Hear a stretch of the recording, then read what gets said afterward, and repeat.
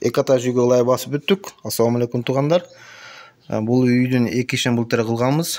Биринчи иши шубактын алдын кабель тартканбыз электричествосуна. Экинчи иши биринчи кабаттан экинчи кабатка чыкканга лестница кылып кеткенбиз. Анан кийин быйылкыга 3 иш сүйлөшүлгөн.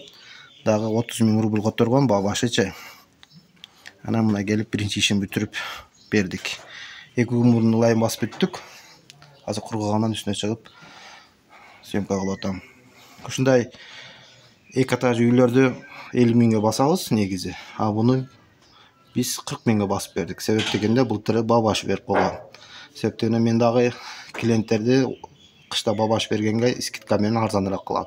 Себептен бардыгы эле кышында заказ берип баа башы бербейт. Ким баа башы берсе, ошонун ишин сезондо же жазга мал арзаныраак кылып беребиз. 40 миңге ылайды басып бердик. Ушу туугандар, биздин иш көңүлгө жакса, уста керек болсо зона кыласыздар. Биринчи зона кылып туруп, стеналарды тактап туруп, жалаа шары иште керегине 1000 сом которосуздар. Барып көрүп, балашып, баа башы алгандан кийин ошо 1000 сомду кошуп коесуздар. Ал силерге 2000 сом которосуздар. Сиздин ишиңизди алгандан кийин 25 күн 1 айда баштайбыз. Себептен бизде очередь срочно болбой калат. Мага зона кылгандарым көбү срочно дейт, срочно болбой калат.